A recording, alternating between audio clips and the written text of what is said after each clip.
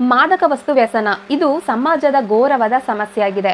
ಪ್ರತಿ ವರ್ಷ ಜೂನ್ 26 ಅಂತಾರಾಷ್ಟ್ರೀಯ ಮಾದಕ ವಸ್ತುಗಳ ವ್ಯಸನ ಹಾಗೂ ಅಕ್ರಮ ಕಳ್ಳಸಾಗಣಿಕೆಯ ವಿರುದ್ಧದ ದಿನವನ್ನ 1986ರಿಂದ ಸಹ ಈ ವಿಶ್ವಸಂಸ್ಥೆ ಡ್ರಗ್ ಅಬ್ಯೂಸ್ ಡೇ ಆಗಿ ಆಚರಿಸಿಕೊಂಡು ಬರ್ತಾ ಇದೆ.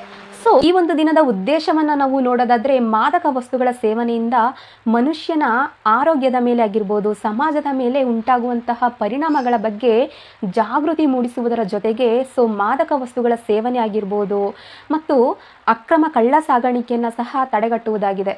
ಮಾದಕ ವಸ್ತು ಉಪಯೋಗ ಅನ್ನುವಂಥದ್ದು ಅನಾದಿ ಕಾಲದಿಂದಲೂ ಯೂಸ್ ಮಾಡಿಕೊಂಡು ಬರ್ತಾ ಇದ್ದಾರೆ.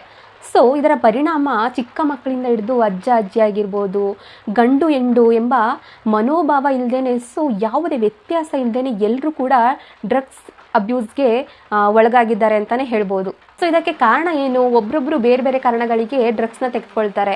ಇದರಿಂದ ನನಗೆ ನೆಮ್ಮದಿ, ಸಂತೋಷ, ಸುಖ ಕೊಡುತ್ತೆ ಅಂತ ಹೇಳಿ ಕೊನೆಗೆ ಡ್ರಗ್ಸ್ಗೆ ದಾಸರಾಗ್ಬಿಡ್ತಾರೆ. ಇದರಿಂದ ಹೆಲ್ತ್ ರಿಲೇಟೆಡ್ ಇಶ್ಯೂಸ್ ಕಂಡುಬರುತ್ತೆ, ಹಣಕಾಸಿನ ಸಮಸ್ಯೆ ಕಂಡುಬರುತ್ತೆ, ದೆನ್ ಕ್ರೈಮ್ ಮಾಡುವಂಥದ್ದು ಕಂಡುಬರುತ್ತೆ. ಸ್ಟೂಡೆಂಟ್ಸ್ ಆಗಿದ್ರೆ ಅವನ ಎಜುಕೇಷನಲ್ಲಿ ಪ್ರಾಬ್ಲಮ್ಸ್ ಕಂಡುಬರುತ್ತೆ. ಈ ರೀತಿ ಹಲವಾರು ರೀತಿ ಪರಿಣಾಮ ಉಂಟಾಗುತ್ತೆ.